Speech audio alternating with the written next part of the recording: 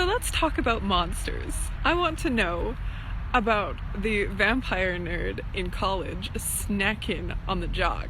In more ways than one, baby. I want to know that power dynamic. In public, the Jock is so mean to the nerd, but in private, the nerd is so mean to the Jock. Marks all over. Makes changing in the change room so much more difficult. And the nerd knows this. At the movie theater, when no one's looking, which one puts their arm around which one? Because that'll tell you everything. After the Jock finds out, maybe he doesn't pick on the nerd so much. Or maybe he does even more because he knows what'll happen if he does. Guys, other Jocks bullying the nerd, and the guy that knows being like, oh shit, you really shouldn't do that, guy. Because he knows how dangerous that scrawny kid actually is. Jealous Jock? Just give me the goods! Guys, let's talk about monsters. I want to know about the Werewolf Professor. Not doing too good after some in particular takes their class, and them being a complete mess and trying to hide it, periodically failing. After hours, them finally giving up and being an absolute pleading mess. Them giving them good grades. Just cause you're theirs. When the student knows. And is honestly just trying to get an honest grade in class. Poor human. Poor professor. It's good stuff. The goods. Guys, let's talk about monsters. I want to know about the paranormal scientist who goes home to her haunted house every night, greeted by the ghost of someone who loves her, while she doesn't know they're there. Angst if she knew them before they died, and shenanigans if they didn't know each other at all. The ghost is just fond of her, and over time starts learning how to be a proper poltergeist. Around the same time that her research actually goes somewhere. Ghosts somewhere. Like to where she can actually properly perceive. Or ghost side where they can actually touch things and go bump in the night. And they're both just trying to communicate with each other. Alternatively, shenanigans. Shenanigans! If y'all don't know what I mean by shenanigans, you guys should not be here. How long has the ghost been watching her? When does she start realizing he's there? What happens? Give me the goods! Guys, let's talk about monsters. I want to know of the Fae God, Trickster in the woods, who's stumbled upon by a weary traveler, who asks for food and shelter, and is granted it on the condition that the food is flesh, and the shelter is their arms. And so the traveler agrees, and when found pleasing, decides that they're worth actually giving real food and drink, and rest. Plenty of rest. And when he finally leaves their company, and finds a path back out, discovers that they're actually halfway across the world now. Oops. And the only way to get back is back where they came. That's the story. Give me the goods.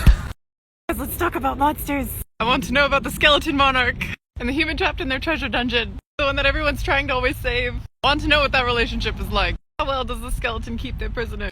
In times of angst, do they talk to each other between the bars? Slow burn romance? Is it one-sided? Does the skeleton like them and they don't like them back? Does the skeleton army have to go foraging for food even though that they're skeletons just to keep the human alive? The monarch do it themselves because they don't want the people to know that they're good. They actually like the human. The skeleton normally hoards gold, but now they hoard flowers because the human misses the above. They always die in the dungeon because there's no sunlight, but you know it's the thought that counts. So say it, the skeleton. How do they bone? So angsty. Oh my god, what if the heroes finally get there? What if they smite the skeleton? What if the humans sad that they're gone? They lay their bones to rest. If one has a souvenir. The horrible time they had. Give me the goods. Guys, let's talk about monsters. I want to know about the alien that made it to planet Earth, who gets caught by the scientist. I want to know how they do it. Bad phrasing, but I want to know that too. Is the scientist kind, sly, and manipulative? They win them over with true kindness, or is it a betrayal? Or is it betrayal from the start? What kind of enclosure do they put them in? I actually want to know this for any kind of monster. It doesn't matter if does the scientist have advanced tech, or are they just really lucky that the alien isn't strong? If they are strong! Oh my god, what if the alien is strong and is just letting this person do this just because they're actually being the one studied? What if it's mutual? And neither of them can explain that to the other one. They can but don't feel like it. They do, and it's wholesome. They do do it, it's not wholesome. How much of the earth did the alien get to see before they got caught? How much do they know about humans? Do they know anything at all? Is this their only contact? Is this the first time the scientist has done this? I don't know. Give me the goods. It's the time again, let's talk about monsters. I want to know about the Zookeeper. Their strange and eclectic zoo. Step right up, we've got every monstrosity available. Mermaids, werewolves, vampires, aliens, tentacle beast in a tank too small. Unethical zoo, the shame! The true monster's the Zookeeper. One who captures and collects. The voyeur and exhibitionist who takes everything they can for all that they're worth. There's a new exhibit in town, and this one they're mighty proud of. It's you, dear reader. Everyone's staring at you to know everything about you. There's a little plaque on the side, but it doesn't nearly describe what actually you're capable of. And when the day is done and the Zookeeper makes their rounds, I wonder how he's going to treat you on your first day, on your third, on your 10th, months, years. Will you ever get to escape? Good luck. Give me the goods. You know what time it is? Let's talk about monsters. I want to know of the dream eater that comes to you every night. Have you noticed your reoccurring dreams? Do you find them nightmarishly unbearable or a light in your darkness? Do you notice the touch of lips kissing you into fruitless rest? The sweet music that wrongs you, that begins to mark you even as you wake? When do you notice how tired you've become? When do you notice not everything is as it seems? Why do they keep visiting you? What is it about your own sleep that favors? What is it about your mind that flavors the taste to be so sweet? Be the goods. Guys, it's that time again. We're talking monsters. I want to know why you summoned the demon. What made you think that this was a good idea? What makes you think a silly mortal like you could hold such power without getting burned? You really didn't think this through, did you? How many times has this happened for the demon? How many wishes have they granted? And what is their price? Was this all you were expecting it to be? Did you not think that there was going to be a catch? When your time is up and it's time for you to pay, do you try to run? Do you accept your fate? Are you excited? Are they? I wonder how it feels to lose yourself to something so completely. To be willing to lose your soul for something so trite. Whatever made you think your life was worth the gamble? Give me the goods. Guys, let's talk about monsters. I want to know about the neighbor ruining your day. Always so chipper and jovial.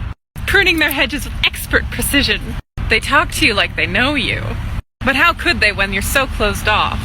One day you forget the keys to your house, and they notice and are more than happy to help, picking the door to your lock with ease. Unnerving, but okay. Maybe it's just a little side hobby of theirs. What's a little more unnerving is when they invite themselves in for tea. How can you refuse? They just helped you into your house. Just solid $500. They're a little bit too familiar with their kitchen. They know where to find the spoons, the kettle. They even happen to pick your favorite tea. And as they turn their back to you to put on the kettle, you notice that they still have their shears in their back pocket. And from the bit that's sticking out, you can't tell if that's rust or blood. Your favorite tea doesn't taste the way it always does. Your smile grows into a sickening grin. God, are they ever happy to see you awake? You're just in time for the fun bit. They were just beginning to worry that they put a little bit too much in your tea. But all's well that ends well.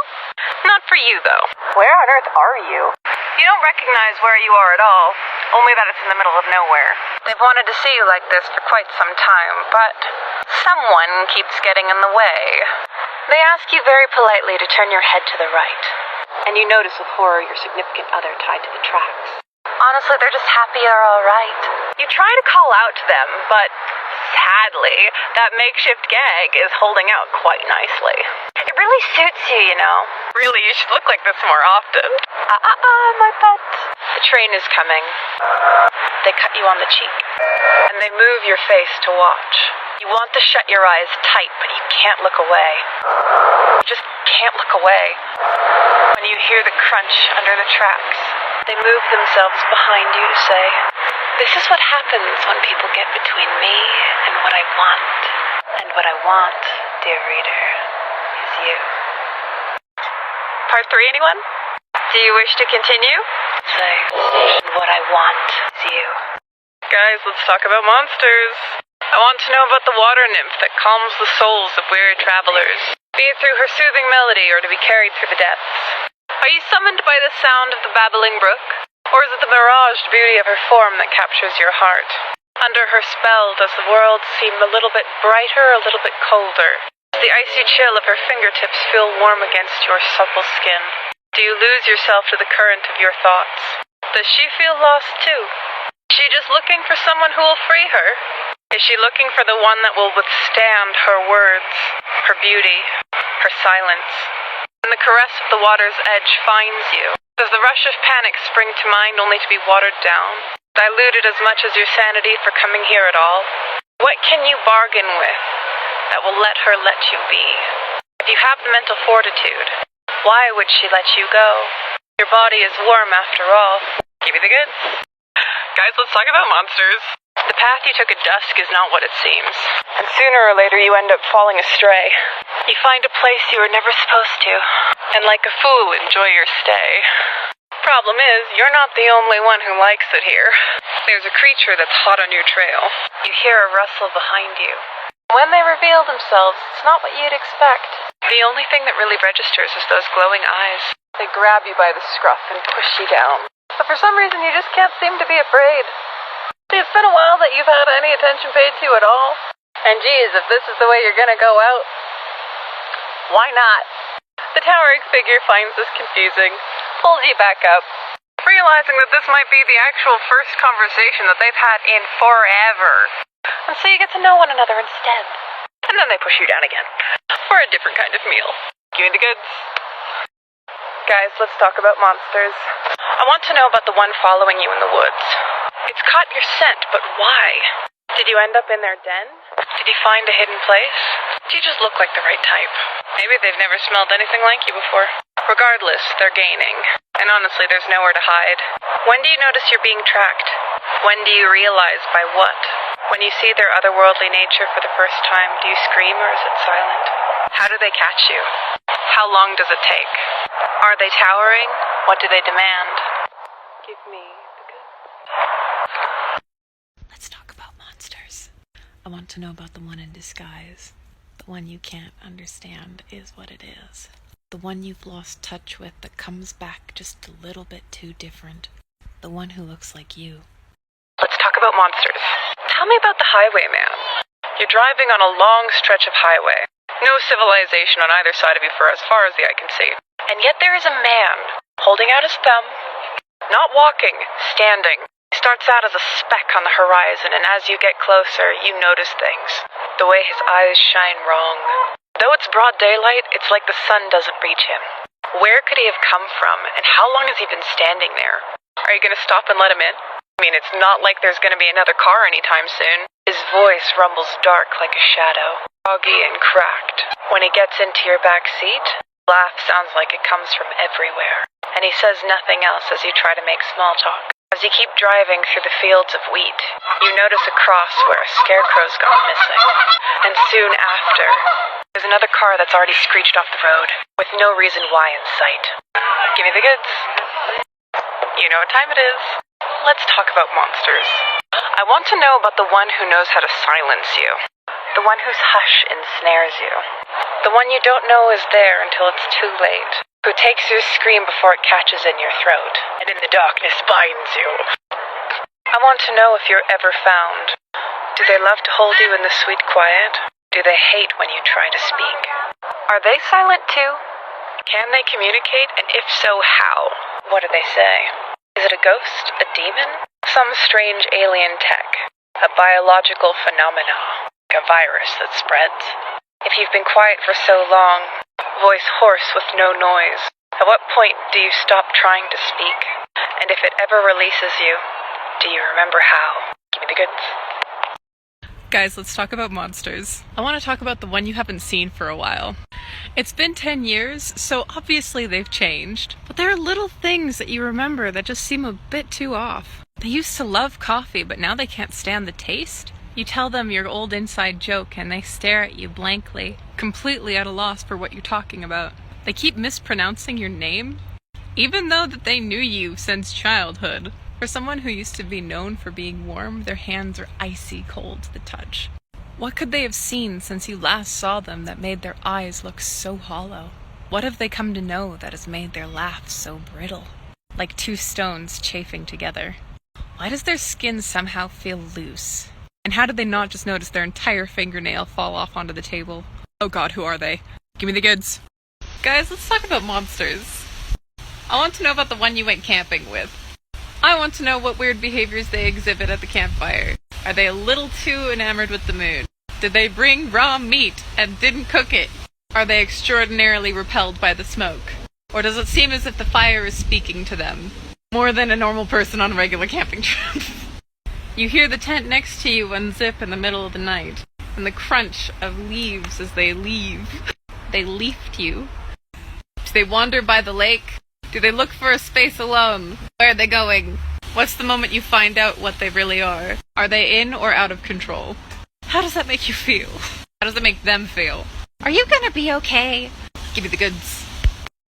It's super late at night. Let's talk about monsters. I want to know about the one that took you out into the woods late at night.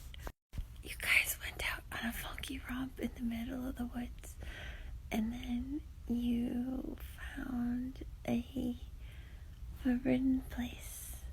And of course, because you're the person that you are, you decide, yes, let's go in. That's a very good idea. So you go into the proverbial cave of wonders, and then you end up finding a whole bunch of treasure, but also a beast who is also tied to the treasure, and they go, hey, buddy, what you doing here?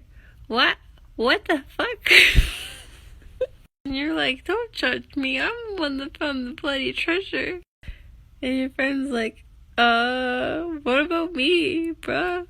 And he feels like a third wheel. There's the monstrosity, the social awkwardness. Give me the kiss.